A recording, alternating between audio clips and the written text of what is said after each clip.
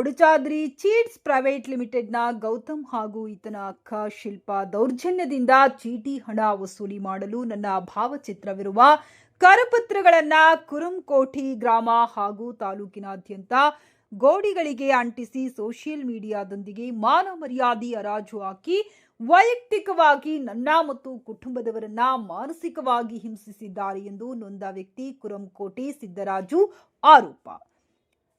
ಕೊರಟಗೆರೆ ಪಟ್ಟಣದ ಪ್ರವಾಸಿ ಮಂದಿರದಲ್ಲಿ ಸುದ್ದಿಗಾರರೊಂದಿಗೆ ಮಾತನಾಡಿದ ಅವರು 2023-24ರಲ್ಲಿ ಕೊಡಚಾದ್ರಿ ಪ್ರೈವೇಟ್ ಲಿಮಿಟೆಡ್ನಲ್ಲಿ 5 ಲಕ್ಷ ಸಾಲ ಪಡೆದಿದ್ದೇನೆ. ಸಾಲ ಪಡೆಯುವ ವೇಳೆ ನಮ್ಮ ಗ್ರಾಮದ ಗೌತಮ್ ಎಂಬಾತನು ಮ್ಯಾನೇಜರ್ ಆಗಿದ್ದು 2.5 ಲಕ್ಷದವರೆಗೆ ವಾಪಸ್ ಲಿಮಿಟೆಡ್ಗೆ ಪಾವತಿಸಿದ್ದೇನೆ ಎಂದು ಹೇಳಿದರು. ಬೈಕ್ ಅಪಘಾತವಾದ ಸಂದರ್ಭದಲ್ಲಿ ಗೌತಮ್ ರವರಿಗೆ 69,000 ನಗದು ಹಣ ಫೋನ್ ಪೇ ಮೂಲಕ 1 ಲಕ್ಷ ಹಣ ಪಾವತಿಸಿದ್ದೇನೆ. ನೀಡಿದ 65,000 ನಗದು ಹಣವನ್ನ ಲಿಮಿಟೆಡ್ಗೆ ಸಂದಾಯ ಮಾಡಿಲ್ಲ. ಕೊಡಚಾದ್ರಿ ಸಂಸ್ಥೆಯಿಂದ ಸೂರ್ಯಪುತ್ರ ಸಂಸ್ಥೆಯಲ್ಲಿ ಮ್ಯಾನೇಜರ್ ಎಂದು ಹೇಳಿ ಸಾಲ ಕೊಡಿಸುವ ಭರವಸೆ ನೀಡಿದ್ದರಿಂದ 50,000 ನೀಡಿದ್ದೇನೆ. 3 ತಿಂಗಳ ನಂತರ ನಿನ್ನ ಹಣ ಕಂಪನಿಗೆ ಕಟ್ಟಿದ್ದೇನೆ ಎಂದು ಧಮಕಿ ಕೂಡ ಹಾಕಿ ನೀನು ಈ ಹಣದ ಸುದ್ದಿಗೆ ಬಂದರೆ ಗತಿ ಕಾಣಿಸುತ್ತೇನೆ ಎಂದು ಜೀವ ಬೆದರಿಕೆ ಕೂಡ ಹಾಕಿದ್ದಾರೆ ಎಂದರು. ಕೊಟ್ಟಿರುವ ಹಣವನ್ನ ನಮ್ಮ ಕುಟುಂಬದವರು ಕೇಳಿದಾಗ ಹಲ್ಲೆಗೆ ಮುಂದಾಗಿದ್ದಾನೆ. ಮಾರ್ಚ್ 1ರಂದು ನನ್ನ ಭಾವಚಿತ್ರವನ್ನ ಅಂಟಿಸಿದ್ದು ಸಂಸ್ಥೆಯವರನ್ನ ಅಂಟಿಸಿದಾಗ ನಾವು ಯಾವುದೇ ಚೀಟಿ ಅಂಟಿಸಿಲ್ಲ ಎಂದು ಹೇಳಿದ್ದು ರಾಜ್ಯ ಸುದ್ದಿ ವಾಹಿನಿಯಲ್ಲಿ ವರದಿ ಪ್ರಸಾರವಾದ ಬೆನ್ನಲ್ಲೇ ಗೌತಮ್ ಅಕ್ಕ ಶಿಲ್ಪಾ ಕುರುಂಕೋಟಿ ಸಿದ್ದರಾಜು ದೊಡ್ಡ ಮೋಸಗಾರ, ಅಧಿಕಾರಿಗಳನ್ನ ಮತ್ತು ಜನರನ್ನ ಬೆದರಿಸಿ ಜೀವನ ಮಾಡುತ್ತಿದ್ದಾನೆ. ದೇವಸ್ಥಾನ ಪಂಪು ಮೋಟಾರ್ ಲೆಂತ್ ಕದ್ದಿದ್ದಾನೆ. ಜನಗಳನ್ನ ಹೆದರಿಸಿಕೊಂಡು ಜೀವನ ಮಾಡುವುದೇ ಇವನ ಕೆಲಸ ಎಂದು ಅವಮಾನಿಸಿದ್ದಾರೆ ಎಂದು ಮಾಧ್ಯಮದ ಮೂಲಕ ಅಳಲನ್ನ ತೋಡಿಕೊಂಡಿದ್ದು ಸಂಬಂಧಪಟ್ಟ ಇಲಾಖೆ ರಕ್ಷಣೆ ನೀಡಿ ನ್ಯಾಯ ಒದಗಿಸುವಂತೆ ಕೋರಿದರು. ಊರಿಗೆ ನಾನು ಎಲ್ಲಾರನ್ನೂ ಎದುರಿಸ್ಕೊಂಡು ಜೀವನ ಮಾಡ್ತಾ ಇದ್ದೀನಿ. ಯಾರು ಎದುರಿಸಕ್ಕಾಗದಂತೆ ಇವರು ಈ ತರ ಎಲ್ಲ ಮಾಡಿ ನನ್ನ ಕಡಿವಾಣ ಹಾಕಿದೀವಿ ಅಂತ ಬಹಿರಂಗವಾಗಿ ಹೇಳಿಕೆ ಕೊಟ್ಟಿದ್ದಾರೆ. ಅದೆಲ್ಲ ಡಾಕ್ಯುಮೆಂಟ್ ಇದೆ. ಈ ತರ ಅಂಟಿಸ್ತಾನೆ ಇವನೇ. ಯಾರು ಇವನೇ? ಗೌತಮ್ ಅಂತ. ಯಾವ ಏನ್ ಕೆಲಸ ಮಾಡ್ತಾರೆ ಅವನು ಕೊಡಚಾದ್ರಿ ಒಳಗೆ ಬ್ರಾಂಚ್ ಮ್ಯಾನೇಜರ್ ಆಗಿದ್ದ. ಈಗ 1 ತಿಂಗಳು ಮುಂಚೆಗೆ ಕೆಲಸ ಬಿಟ್ಟಿದ್ದಾನೆ. ಗಲಾಟೆ ನಾನು ದುಡ್ಡು ಕೇಳಿದ್ಮೇಲೆ ಕೆಲಸ ಬಿಟ್ಟು ಇವನೇ ಮಾಡಿದ್ದಾನೆ. ಕೆಲಸದಿಂದ ಕಿತ್ತೆ ಹಾಕಿರ್ಬಹುದು. ಅವನೇ ಅಂಟ ಹಾಕಿರೋದು. ಏನಕ್ಕೆ ಅಂಟ ಹಾಕ್ತಾನೆ ನಿಮ್ಮ ಮೇಲೆ? ನನ್ಗವ್ರಿಗೂ ಗಲಾಟೆ ಆಗಿತ್ತಲ್ಲ, ದುಡ್ಡು ಕೇಳದ್ನಲ್ಲ. ನಿನ್ ಮರ್ಯಾದೆ ಕಳಿತೀನಿ, ನೀನು ನನ್ನ ಊರಾಗ ಮರ್ಯಾದೆ ಕಳೆದಿದೀಯ, ನಾನ್ ನಿನ್ ಊರಾಗ ಮರ್ಯಾದೆ ಕಳಿತೀನಿ ಅಂತ ಹೇಳಿ. ಇವ್ರು ಯಾರು ಫೋಟೋದಲ್ಲಿರೋರು? ಅವ್ರು ಗ್ಯಾರಂಟರ್. ಈಗ ಬೇರೆ ರೆಂಟ್ ಹಾಕ್ಬೇಕು ಅಂತಿದ್ರೆ ಅವ್ನಿಗೆ ಹೆಂಗ್ ಸಿಗುತ್ತೆ? ಇವ್ರು ಮೈಸೂರಲ್ಲಿ ಕೆಲಸ ಮಾಡೋದು.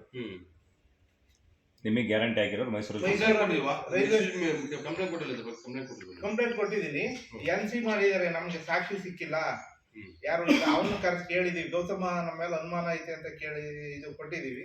ಅವನು ನಮ್ಗೆ ನಾನೇನು ಮಾಡಿಲ್ಲ ಅಂತ ಹೇಳಿ ಹೇಳಿಕೆ ಕೊಟ್ಟಿದ್ದಾನೆ. ನಾವೇನು ಮಾಡಕ್ ಬರಲ್ಲ ಅಂತ ಪೊಲೀಸ್ನವ್ರು ಹೇಳಿದ್ರು. ಪ್ರಶ್ನೆ ಇದೆ.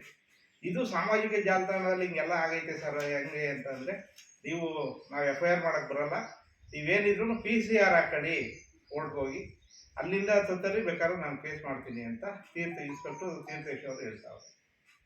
ಅದರಿಂದ ನಮ್ಮ ಕುಟುಂಬಕ್ಕೆ ಭಾರಿ ಅನ್ಯಾಯ ಆಗೈತೆ.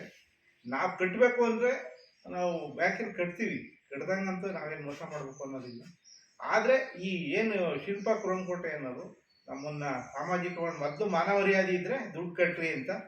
ಇವ್ರು ಯಾರು ನಮ್ಮನ್ನು ಕೇಳೋಕ್ಕೆ? ಬ್ಯಾಂಕರ್ ಇದ್ದಾರೆ, ನಾವು ಸಾಲ ತಗೊಂಡಿದ್ವಿ, ನಾವು ಕಟ್ಕೊಂತೀವಿ.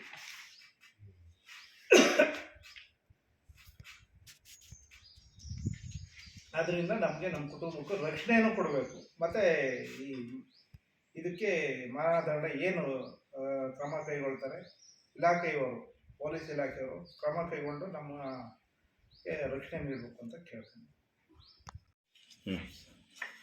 ರಾಜು ಅಂತ, ಕುರುಂಕೋಟೆ, ಕೊರಟಗೆರೆ ತಾಲೂಕು, ಪತ್ರಿಕಾ ಭೂಮಿ ಬಳಗ ಪತ್ರಿಕೆ ಸಂಪಾದಕರು. ನಾನು 2023-24ರಲ್ಲಿ ಕೊಡಚಾದ್ರಿ ಪ್ರೈವೇಟ್ ಲಿಮಿಟೆಡ್ ಚಿಟ್ಸ್ ಆಧಾರದ ಮೇಲೆ ಒಂದು 5 ಲಕ್ಷದ ಚೀಟಿ ಹಾಕಿದ್ದೆ. ಆ ಚೀಟಿ ಹಾಕ್ಬೇಕಾದ್ರೆ ನಮ್ಮ ಊರವನೇ ಗೌತಮ್ ಅಂತ, ಅವನು ಬ್ರಾಂಚ್ ಮ್ಯಾನೇಜರ್ ಆಗಿದ್ದ. ಈ ಕಂಪ್ನಿ ಬಿಟ್ಟಿದ್ದೀನಿ ನಾನು. ಸೂರ್ಯಪುತ್ರ ಅಂತ ಹೇಳಿ ಒಂದು ಕಂಪ್ನಿ ಮ್ಯಾನೇಜರ್ ಆಗಿದ್ದೀನಿ. ಅದರಲ್ಲಿ 5 ಲಕ್ಷ, ಇದ್ರಾಗ ಹೆಂಗೋ 5 ಲಕ್ಷ ಕೊಡಿಸಿದ್ದೀನೋ ಅದ್ರಾಗೂ 5 ಲಕ್ಷ ಕೊಡಿಸ್ತೀನಿ ಅಂತೇಳಿ 50,000 ನಂದು ಅಳಿಯಂದು ನಂದೊಂದು ಒಟ್ಟು 50,000 ಅದಕ್ಕೆ ಕೊಟ್ಟಿದ್ದೀನಿ. ಈ ಹಣನ ನಾವು ಸುಮಾರು 3 ತಿಂಗಳಾದರೂ 3 ತಿಂಗಳಿಂದ 6 ತಿಂಗಳಾದರೂ ನಮಗೆ ಚೀಟಿನೂ ಕೊಡಿಸ್ಲಿಲ್ಲ. ಕೇಳಕ್ಕೆ ಹೋದಾಗ ನಮಗೂ ಅವ್ರಿಗೂ ಗಲಾಟೆ ಆಯಿತು. ನಾನು ಚೀಟಿ ಅವ್ರಿಗೆ ಹಾಕಿದ್ದೀನಿ, ನಾನು ಕೊಡೋಕ್ಕೆ ಬರಲ್ಲ, ನಾನು ಯಾಕೆ ಕೊಡಲಿ, ಏನು ಬೇಕಾ ಮಾಡ್ಕೊಳ್ರಿ ಅಂತ.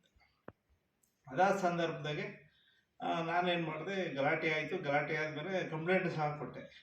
ಕಂಪ್ಲೇಂಟ್ ಕೊಟ್ಟು ಮೇಲೆ ಡಾಕ್ಯುಮೆಂಟ್ಸ್ ಎಲ್ಲ ಕೊಡ್ತೀನಿ, ನಾನು ಫೋನ್ ಪೇ ಮಾಡಿರೋದು ಕೊಡ್ತೀನಿ ಅಂತ ಹೇಳಿ ಈವರೆಗೂ ಸ್ಟೇಷನ್ನು ತೀರ್ಥೇಶ್ ಅವರೇ ಮುಂದೆ ನಿಂತ್ಕೊಂಡು ನಾನು ಕೊಡಿಸ್ತೀನಿ ಅಂತ ಹೇಳಿದ್ರು. ಈವರೆಗೂ ಯಾವುದೇ ಡಾಕ್ಯುಮೆಂಟ್ ನಾನು ಕೊಟ್ಟಿಲ್ಲ. ಇದ್ರ ಮಧ್ಯೆ ಮೊನ್ನೆ ಹೋದ ಸೋಮವಾರ 1ನೇ ತಾರೀಕು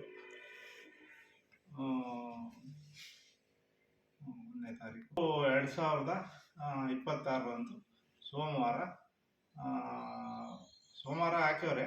ಭಾನುವಾರ ರಾತ್ರಿನೇ ಅಂಟಿಸಿದ್ದಾರೆ ಚೀಟ್ಸಿ ಎಲ್ಲ ನಮ್ಮೂರು ಅಂಗಡಿಗಳ ಮೇಲೆ, ಬಸ್ ಸ್ಟ್ಯಾಂಡಲ್ಲಿ, ತಿರ್ಗಾ ಮಲ್ತಾಳ್ ಬಸ್ ಸ್ಟ್ಯಾಂಡು, ಬಂಡೇಹಳ್ಳಿ, ಹಿಂಗೆ ಇನ್ನೂ ಎಲ್ಲೆಲ್ಲಿ ಅಂಟಿಸಿದಾರೆ ಗೊತ್ತಿಲ್ಲ.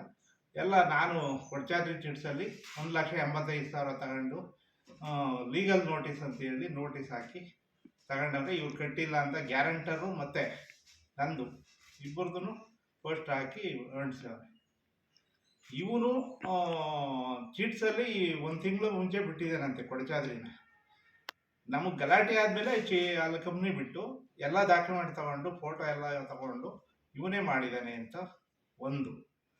ಇನ್ನೊಂದು, ಇದ್ರ ಬಗ್ಗೆ ಇದೇನು ಪೇಪರ್ ಅಂಟಿಸವ್ರೆ ಅಂತ ಹೇಳಿ ನಾನು ಹೋಗಿ ಕೊಡಚಾದ್ರಿ ಕಂಪ್ನಿ ಕೇಳಿದೆ. ಅವ್ರನ್ನ ಕೇಳಿದಾಗ ಏನಾದರೂ ನಾವು ಈ ಥರ ಮಾಡಲ್ಲ, ನಾವೇನಿದ್ರು ಲೀಗಲ್ಲಾಗೆ ಏನಿದ್ರು ಮಾಡ್ತೀವಿ, ಈ ಥರ ಎಲ್ಲ ಅನಿಸಿಲ್ಲ, ನಾವು ಮಾಡಿಲ್ಲ ಅಂತ ಅವ್ರು ಹೇಳ್ತಾರೆ. ಅವಾಗ ಸುವರ್ಣ ಟಿ ವಿಯವರು, ನಮ್ಮ ಫ್ರೆಂಡ್ ಮಾಂತೇಶ್ ಅಂತ ಅವರು ಎಲ್ಲ ಬಂದಿದ್ರು. ಅದನ್ನ ಸುದ್ದಿ ಮಾಡಿದ್ರು, ಇವ್ರು ಮಾಡಿಲ್ಲ, ಇದಾಗೈತೆ ಅಂತ. ಸುದ್ದಿ ಮಾಡಿದ್ದಕ್ಕೆ ಅವ್ರ ಅಕ್ಕ ಶಿಲ್ಪ ಕ್ರೋಮ್ಕೋಟೆ ಅಂತ ಕಾಮೆಂಟಲ್ಲಿ ನನ್ನ ಹೀನಾಮಾನವಾಗಿ ಬೈದು, ನಿಮ್ಮಪ್ಪ ನನ್ನ ಮಗಳು ಕಾಮೆಂಟಲ್ಲಿ ಇದು ಮಾಡಿದ್ದಾರೆ. ಕಾಮೆಂಟಲ್ಲಿ ಏನು ಹಾಕಿದ್ದಾರೆ ಅಂದರೆ, ನಿಮ್ಮಪ್ಪ ಹೆಂಗೆ ದುಡ್ಡು ಸಂಪಾದನೆ ಮಾಡಿದ್ದಾನೆ, ಅಧಿಕಾರಿಗಳನ್ನೆಲ್ಲ ಬೆದರಿಸಿ ಇದು ಮಾಡಿದ್ದಾನೆ, ತಿರ್ಗಾ ದೇವಸ್ಥಾನದಾಗ ಪಂಪು ಮೋಟ್ರು ಕದ್ದಿದ್ದಾನೆ, 3 ಬಿಟ್ಟನು, ಹಂಗೆ ಹಿಂಗೆ, ನೀವು 3 ಬಿಟ್ಟು ಹೆಣ್ಮಕ್ಳು ಹಿಂಗೆಲ್ಲ ಕಾಮೆಂಟ್ ಮಾಡ್ತೀರಾ, ಹಂಗೆ ಹಿಂಗೆ ಅಂತೇಳಿ ಸಾಮಾಜಿಕ ಜಾಲತಾಣದಲ್ಲಿ ನಮ್ಮ ಕುಟುಂಬ, ನಮ್ಮದು ನನ್ನ ಕುಟುಂಬದ್ದು ಮನ ಹರಾಜಾಗ್ತದೆ. ನಾವು ಊರಿಗೆ ತಳವಾರ ನಾಯಕ, ಮನೆಗೂ ನಾವು ಹೋಗಿ ಕೆಲಸ ಮಾಡಬೇಕು ಇದಿರುತ್ತೆ. ನಿಮ್ಮಂಗೆ 3 ಬಿಟ್ಟವರು ಊರಿಗೂ ಮನೆಗೂ ತಿರುಗಿ ಜೀವನ ಮಾಡಲ್ಲ ಅಂತ, ತಿರ್ಗಾ ನಾವಿರೋ ಜಾಗ ನಮ್ಮದು ಅಂತ ಹಾಕೋರೆ. ನಾವು ದುಡ್ಡು ಕೊಟ್ಟು ಸುಮಾರು 88ನೇ ಇಸ್ವಿ ಒಳಗೆ ದುಡ್ಡು ಕೊಟ್ಟು ಖರೀದಿ ಮಾಡಿದ್ದೀವಿ. ಅವ್ರದ್ದು ಹೆಂಗೆ ಆಗ್ಬಿಡುತ್ತೆ?